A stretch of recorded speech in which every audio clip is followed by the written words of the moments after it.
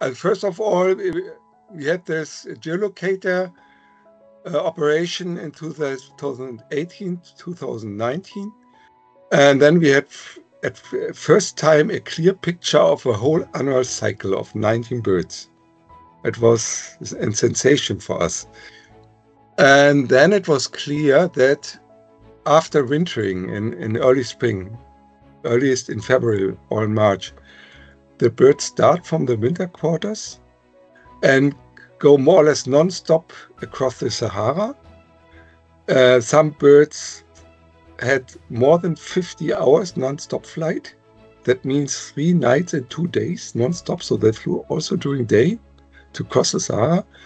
And then they come down in Morocco or northern Algeria, and some also in southeast Spain.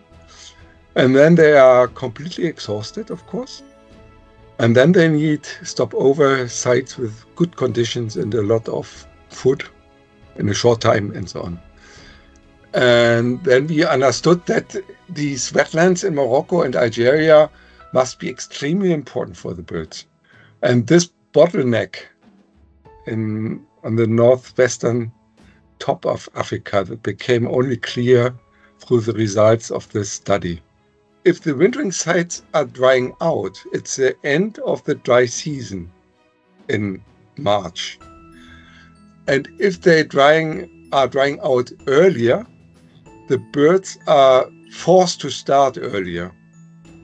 So they have to leave there, then they cross the Sahara, and then they need these sites in Morocco even more because they had to leave the wintering sites earlier. There was a reason that we said, okay, we have to visit the site. We have to try to find the sites where the birds spent several weeks. There were not so many sites. In Algeria, it was not possible to go and to survey because it's too difficult. You are not allowed to take binoculars with you, for instance, and such things. And you will be always accompanied by police. And Doñana was already well known in Spain, so it was not necessary to go there. And so we said we go to Morocco. And the situation in Morocco was much worse than we thought. We knew that there is pressure on the wetlands. Of course, it's a desert country and wetlands are always needed and interesting. And water is a precious substance. A lack of water and lack of rain and snow is a structural problem. So it becomes not like one year in 10 years or 15 years. It's structural problem. It's with us. So it's climate change. So we can find there a wetland there, and next good wetland for that species is located hundreds of kilometers away.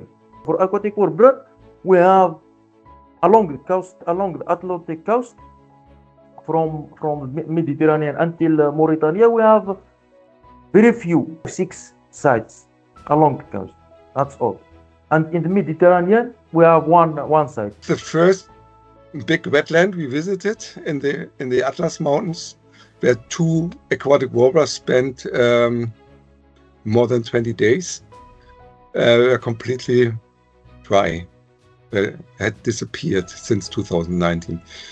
And when we came then into the coastal wetlands, which are still there, and most of them are Ramsar sites because of water birds, white-headed duck, marble duck, and so on. We were very surprised that they are under huge pressure through greenhouses, like in Spain. And they take the water for irrigation from the wetlands, of course. And then through vegetables and strawberry fields under plastic. And they are also irrigated from the wetlands on huge areas. And you have to imagine that in the lagoons where the big concentrations of ducks are, there is no direct threat. They are protected. There is no hunting during the stopover site. They are somehow managed. But the aquatic warblers are not in the water, despite of the name. They are at the fringe of the wetlands where grassy marshes are with Juncus and Bulboschönus and so on. And these are exactly the areas which vanish at first. There's one species which represents these areas in Morocco. That is the Cape owl, and it declined from 80 to 90 breeding pairs 20 years ago to 4 or 5 now. And it's exactly breeding in this grassy marshes. So you can see by this species what happens there. So we have naturally less water now, less rainfall, less snow, etc. But we have a problem of agriculture in almost all of Morocco. There is a problem of agriculture. Agriculture is an important sector of Morocco, very important, because it creates a lot of jobs and generates added value to the economy. In situation like Morocco is a developing country, so they have a lot of challenges. The biggest challenges is providing for people, then education, health, what they can eat, so creation jobs. What many people don't know, we have other government, they have other obligations, not internationally, but just for Morocco. They have other governmental obligations. We say in the reality, they have to classify the problems, the challenges they have to fix first. And if an activity not illegal, even if it creates problem, if it's not illegal, it's not a priority. Of course, when we stood there at the lagoons, somebody asked, why is it happening here? And then somebody else said, because we need urgently fresh strawberries in February. If you go to the 70s, there were no strawberries in Morocco. So they came in the 80s.